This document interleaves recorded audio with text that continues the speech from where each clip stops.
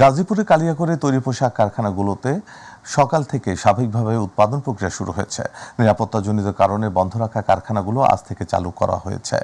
সকাল থেকে শ্রমিকেরা নিজেদের কারখানায় কাজে যোগ দিয়েছেন। কোনোভাবেই যাতে বিশৃঙ্খল পরিস্থিতি তৈরি হতে না পারে এ ব্যাপারে সতর্ক অবস্থানে রয়েছে কারখানা কর্তৃপক্ষ।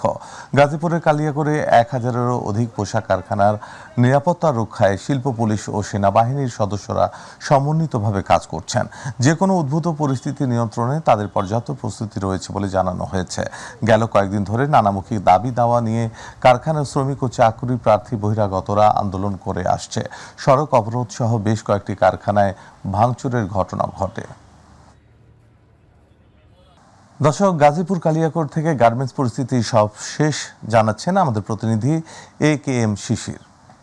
জি, আপনি জানেন যে চলমান যে গার্মেন্টস শিল্প কারখানায় বেশ কয়েকদিন যাবৎ গাজীপুরে অস্থিরতা লক্ষ্য করা যাচ্ছে। সেই অস্থিরতার পর থেকেই কিন্তু গাজীপুরে বিজিএমের নির্দেশে কিন্তু গাজীপুরে যৌথ বাহিনীর অভিযান শুরু হয়েছে। সেই যৌথ বাহিনীর অভিযানের পর থেকে আমরা দেখেছি গাজীপুরে কিন্তু আজ থেকেই শিল্প কারখানার স্বাভাবিক পরিস্থিতি রয়েছে। আমরা দেখেছি বেশ কয়েকদিন যাবৎ যে আন্দোলন হয়েছে সেই আন্দোলনের পর থেকে কিন্তু বেশ কয়েকটি কারখানা বন্ধ করে দেওয়া হয়েছিল। সেই কারখানাগুলো কিন্তু নিরাপত্তাহীনতায় ভুগছিল। সেই নিরাপত্তাহীনতার কারণে কিন্তু কারখানাগুলোতে যে নিরাপত্তা ছিল না সেটি কিন্তু আজ নিরাপত্তা দিয়ে ইতিমধ্যেই যৌথ বাহিনীর অভিযান হয়েছে। সেই অভিযানের পর থেকে আমরা দেখেছি যে গাজীপুরের কালিয়াকৈর কোনাবাড়ি সহ বেশ কয়েকটি অঞ্চলে কিন্তু কারখানা যেগুলো বন্ধ ছিল সেগুলো খুলে দেওয়া হয়েছে। বিশেষ করে আমি আরেকটি বিষয় আপনাকে জানিয়ে রাখতে চাই যে গতকাল কিন্তু যৌথ বাহিনীর অভিযানে গাজীপুরের কোনাবাড়ির বিচিক শিল্পনগরী এলাকা থেকে কিন্তু একজন ইন্ধনদাতা যিনি রয়েছেন তাকে কিন্তু গ্রেপ্তার করা হয়েছে। তারপর থেকে বলা চলে যে শিল্প কারখানার যে উত্তপ্ত পরিস্থিতি ছিল সেটি কিন্তু আস্তে আস্তে ধীরে ধীরে কিন্তু স্বাভাবিক হয়ে গেছে বললেই চলে। আমি আজ এই মুহূর্তে রয়েছি গাজীপুরের কালিয়াকৈর উপজেলার একটি শিল্প কারখানা। এখানে আমরা সকাল থেকে কয়েকজন শ্রমিকের সাথে কথা বলেছি। তারা আমাকে জানিয়েছেন যে অন্যান্য দিনের তুলনায় যে যেরকম মানে আইন শৃঙ্খলা নিরাপত্তাহীনতা ছিল আজ কিন্তু সেটি নেই। তাদের কারখানা কর্তৃপক্ষ তাদেরকে নিরাপত্তা দিয়েই কিন্তু এই কাজে ফিরিয়েছে এই কারখানায়। আমার কারখানা কর্তৃপক্ষের সাথে কথা হয়েছে, তারা জানিয়েছেন যে তাদের শ্রমিকরা কিন্তু কোনো প্রকার বিশৃঙ্খলা করছে না, তারা নিরাপদেই কিন্তু কাজ করছে এবং নির্দিষ্ট সময়ের মধ্যে কিন্তু তাদের যে মালের ডেলিভারি শিপমেন্ট রয়েছে সেটি কিন্তু তারা দিতে পারবে বলে আমাকে জানিয়েছেন। যে আমার আইন শৃঙ্খলা বাহিনীর সদস্যের সাথে কথা হয়েছে, তারা আমাকে জানিয়েছেন যে অন্যান্য দিনের তুলনায় আজ কিন্তু গাজীপুরের সকল কারখানা খুলে দেওয়া হয়েছে। সেখানে কিন্তু যৌথ বাহিনী, সেনাবাহিনী, র্যাব, বিজিবি সব বিভিন্ন বাহিনীর টহল রয়েছে। সেই টহলের কারণে কিন্তু একদম পুরো স্বাভাবিক চিত্র লক্ষ্য করা গেছে বলে চলে। এই ছিল আমার কাছ থেকে গাজীপুর থেকে সর্বশেষ পরিস্থিতি। শিশির, আপনাকে ধন্যবাদ। অধ্যাপক আনু মোহাম্মদ বলেন, ন্যায্য মজুরির দাবিতে যখন আন্দোলন করেছে তখন শিল্প পুলিশের ভূমিকা প্রশ্নবিদ্ধ ছিল।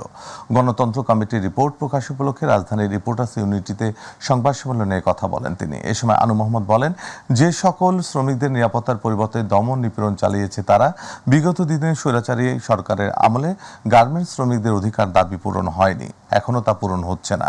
কারখানাগুলোতে শ্রমিকদের নেত্রী অধিকার না দেওয়া এবং দমন নিপীড়ন চালানোর কারণে তাদের আন্দোলনের যথাযথ যুক্তি রয়েছে। পূর্ব নোটিশ ছাড়া কারখানা বন্ধ ও চাকরিচ্যুত না করা, মিথ্যে মামলা প্রত্যাহার সহ গার্মেন্টস শ্রমিকদের জরুরি ভিত্তিতে দেশের অর্থনৈতিক খাতকে রক্ষা করতে 10 দফা দাবি নিয়ে ঢাকা রিপোর্টার্স ইউনিটিতে গার্মেন্টস ও অন্যান্য শিল্পের চলমান পরিস্থিতি নিয়ে আজ শনিবার সকাল 11টায় সংবাদ সম্মেলন করেন ইন্ডাস্ট্রি বাংলাদেশ কাউন্সিল IBC। এই সম্মেলনে দাবিগুলো তুলে ধরেন সংগঠনটির সাধারণ সম্পাদক মোহাম্মদ শহীদুল্লাহ বাদল। এই সময় সংগঠনটির অন্যান্য নেতৃবৃন্দ উপস্থিত ছিলেন। কোনো উস্কানিতে কান না দিয়ে সাধারণ সম্পাদক বলেন, সকল গার্মেন্টস শ্রমিকদের দাবি মেনে নিয়ে তাদের কর্মস্থলে ফিরে যাওয়ার আহ্বান জানানো হয় সংগঠনের পক্ষ থেকে।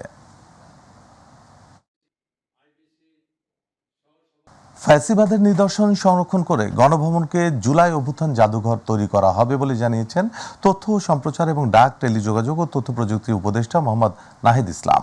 সকালে গণভবন পরিদর্শন করে এ কথা বলেন তিনি। এ সময় নাহিদ ইসলাম জানান, জাদুঘরে গণ অভ্যুত্থানের পাশাপাশি তুলে ধরা হবে 16 বছরের গুম নির্যাতনের চিত্র। এ বিষয়ে আগামীকালের মধ্যে কমিটি গঠন করা হবে বলেও জানান তিনি। লুটপাট হয়েছিল সেগুলো কিন্তু মানুষ আবার রেখে গেছে, সেগুলোও সংরক্ষণ করা হয়েছে এবং ভাঙচুর রয়েছে, মানুষের ক্ষোভের বহিঃপ্রকাশ পুরা বিল্ডিংটার চারিদিকে আসলে ছড়িয়ে রয়েছে। আমরা চেষ্টা করব সেই ক্ষোভগুলোকে যথাসম্ভব ইনটেক রেখেই জাদুঘরের কার্যক্রমটা করা। ব্রাহ্মণবাড়িয়ার নিরাপত্তার অজুহাতে প্রকল্পের কাজ অর্ধেক করেই দেশ ছেড়েছে ভারতীয় ঠিকাদারি প্রতিষ্ঠান ও কর্মকর্তারা। ফলে প্রায় 1 মাস ধরে বন্ধ রয়েছে ব্রাহ্মণবাড়িয়ার আশুগঞ্জ আখাউড়া 4 লেন সড়কের নির্মাণ কাজ। পাশাপাশি প্রকল্পের ভবিষ্যৎ নিয়ে দেখা দিয়েছে অনিশ্চয়তা। ব্রাহ্মণবাড়িয়ার প্রতিনিধি আফম কাউসার ইমরানের রিপোর্ট, জানাচ্ছেন ইলিয়াস কমল। 2017 সালে একনেকে অনুমোদনের পর 2020 সালে প্রকল্পের কাজ শুরু করে ঠিকাদারি প্রতিষ্ঠান। তবে বৈশ্বিক অর্থনৈতিক মন্দা ও নানা সংকটে প্রকল্পটির মেয়াদ 2 দফা বাড়িয়ে 2025 সালের জুন পর্যন্ত করা হয়। এখন পর্যন্ত কাজের অগ্রগতি 52%। গেল 5 আগস্ট ছাত্র জনতার অভ্যুত্থানের মুখে পদত্যাগ করে দেশ ছাড়েন সাবেক প্রধানমন্ত্রী শেখ হাসিনা। এরপর নিরাপত্তার অজুহাতে নিজ দেশে ফিরে যায় ভারতীয় ঠিকাদারি প্রতিষ্ঠান এফকনস ইনফ্রাস্ট্রাকচার লিমিটেড ও তাদের কর্মকর্তা কর্মচারীরা। ফলে প্রায় 1 মাস ধরে পুরোপুরি বন্ধ প্রকল্পটির কাজ।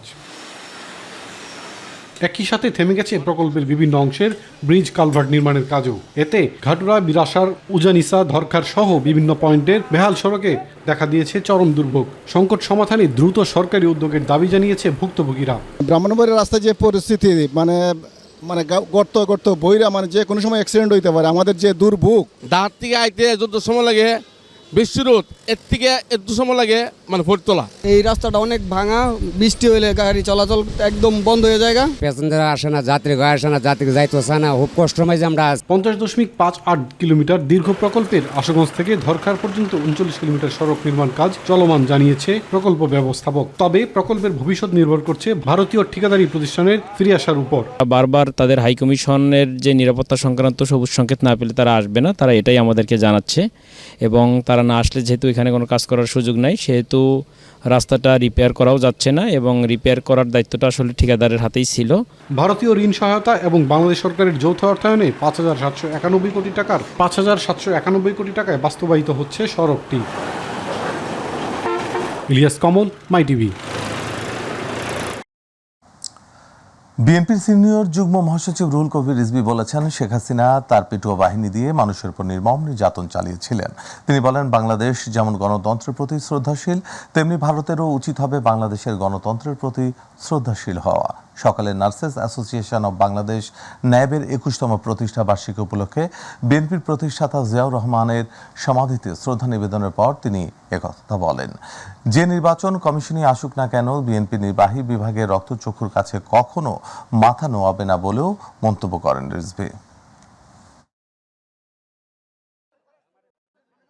দুপুরের মধ্যে দেশের 8 অঞ্চলে ঝোড়ো হাওয়া সহ বজ্রবৃষ্টির আভাস দিয়েছে বাংলাদেশ আবহাওয়া অধিদপ্তর।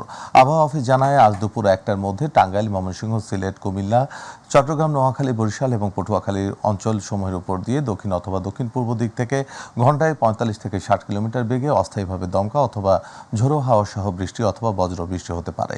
এসব এলাকার নদী বন্দর সমূহকে 1 নম্বর সতর্ক সংকেত দেখাতে বলা হয়েছে। এদিকে অপর এক বার্তায় আবহাওয়া অধিদপ্তর বলছে, আগামী সোমবার থেকে বৃষ্টি বাড়তে পারে। সাগরে এখনও লঘুচাপ সৃষ্টি হয়েছে, এটি নিম্নচাপে পরিণত হতে পারে, তাতেই বাড়তে পারে বৃষ্টি। তবে এতে আপাতত বন্যার আশঙ্কা নেই বলে জানিয়েছে পানি উন্নয়ন বোর্ডের বন্যা পূর্বাভাস ও সতর্কীকরণ কেন্দ্র। সঙ্গে থাকার জন্য ধন্যবাদ। এই ছিল আমাদের এখনকার সংবাদ আয়োজন। এছাড়া ইউটিউবে মাই টিভি সংবাদ পেতে ভিজিট করুন youtube/mytvbdnews এবং আমাদের অনুষ্ঠান দেখতে ভিজিট করুন youtube/mytvbangla, facebook/mytvbangla। দর্শক, পরবর্তী সংবাদ দেখার আমন্ত্রণ জানিয়ে বিদায় নিচ্ছি। সাইদ মল্লিক।